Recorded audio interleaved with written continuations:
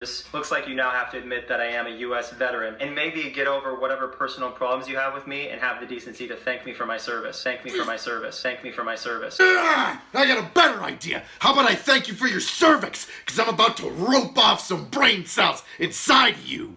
The most common nightmare I have is I wake up and I'm still in the military. Your biggest nightmare is being in the military? Mine too, bro. It keeps me awake at night to have dummies like you think they can get into my army. There were other things that factored in that strongly hurt my morale. Day one, my wingman in basic training was a drug dealer. I thought this was a great opportunity, but instead, my tax dollars are going to pay this guy's salary. Are you seriously upset right now that a dude is gonna try and restart his life the right way and he happens to be next to you? I was like, wow, we're supposed to be honorable. You don't come in honorable. You earn and are taught honor, loyalty, duty, courage, respect. They literally made a guy who was going to jail the equivalent of me. The same guy. They're like, you and you're the same. You know why you're treated the same? It's because you're both equally pieces of trash. Too darn stupid to know how to fix your freaking uniform in the morning, shave, or make your bed.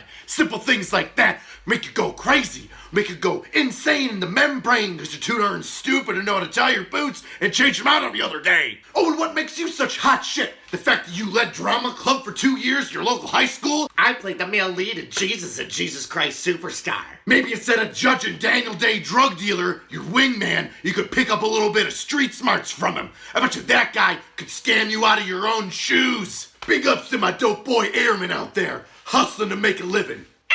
The Air Force is not full of nothing but elites. Elites like you, the guy who looks down at everybody and thinks that his shit don't stink. There was one girl that I served with who got implants, and then she decided to have relations with her boss. What are you, 5 years old? Yeah, people who work together sometimes sleep together.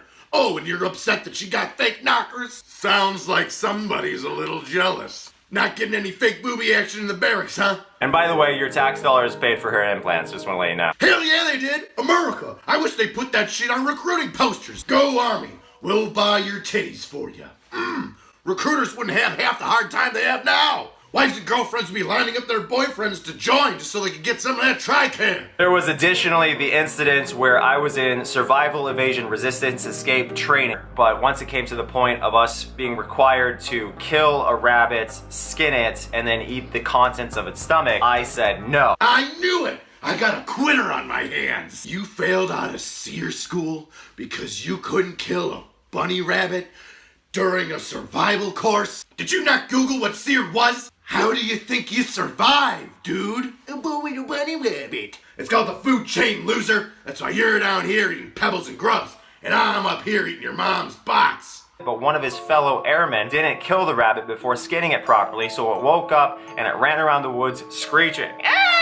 Wow, that sucks. Maybe because of that rabbit, that dude learned how to do shit right, pay attention, and take his training seriously, you know? Because future generations learning from him might have to use that training when they're behind enemy lines. Holy shit. Now, I didn't go on that trip, so my nightmares have nothing to do with it. But if I did go on that trip, you can guarantee I would be shaking every other night. I'm pretty sure John McCain didn't give two shits about a screaming buddy when he was getting his arms broken and held over his heads in a Vietnam POW camp. One of the airmen who went on this trip came back and said, yo, they gave me swamp water to drink. He literally had to empty out his canteen and drink swamp water. Oh my god, we had to drink dirty water. Boo friggity who. Bear Grylls gets high off of drinking his own piss. You could drink some dirty Texas swamp water. I had to take a 75-pound bag of rocks and walk 4 miles in under an hour with it. Is this guy got a bitch about ruck marching? Was your backpack too heavy? Oh, drill sergeant, my backpack's too heavy. It's 4 fucking miles, guy. Suck it up. Because after the first, 40 feet, you start to really feel it. And then you kind of just have to shuffle your feet because it's nuts that you have to drag it that far. No shit, you get 40 feet into it and now you're gonna start bitching? Tell me more about your delusions of grandeur on how great you are when you came in and how poor and shitty everybody else was. Anyway, while I was doing this in training, I was getting chest pain. Yeah, it's called tiny heart syndrome, guy. It's part of quitter's disease. So I just ignored my chest pains. And then about a week after I flunked out because I refused to kill the rabbit, you know what happened? Another airman literally had a heart attack doing the same thing I did. Holy shit, sometimes people get hurt in training. I guess we better give up. Just raise your hands like the French in World War II and let people bum rush us from behind. I got a headache. I guess I gotta go give up now. And when they proceeded to writing me up anyway, I took off all my clothes. I took off all my clothes. I took off all my clothes. Suicidal thoughts and actions in basic training are a cancer. Let me give you a real story about suicide in basic training. Had one private, he was a turd. He didn't want to be there. So he feigned suicidal thoughts, hung his dog tags up in the bathroom, and just sat there in front of him, on the toilet, just comatose, not looking or responding to anybody. So, okay, all right, guy, all of a sudden you're in a coma. You were talking and joking the other day, but you know what? Let's take it seriously. We'll get you out of here since you don't want to be here. He sticks around in one of those holdover groups, and guess what?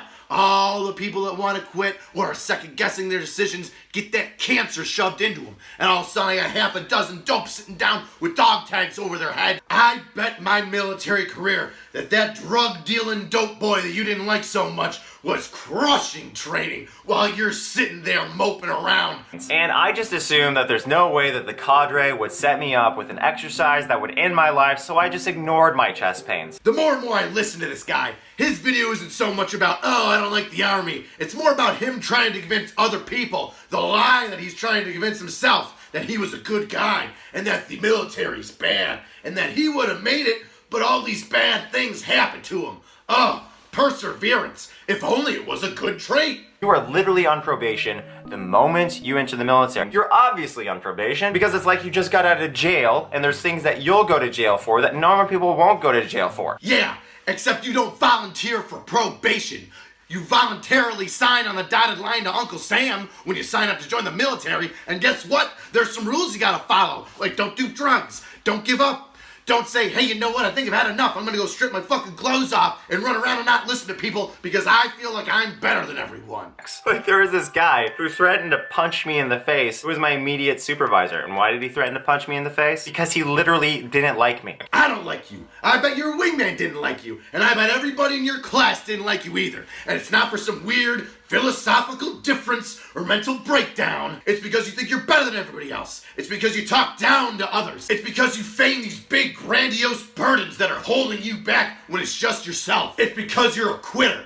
And that's why people don't like you. Because nobody likes a quitter. Especially quitters who blame everybody else for their problems. I bet you're the type of guy that would tell people to say thank you for your service. Oh wait, you already have.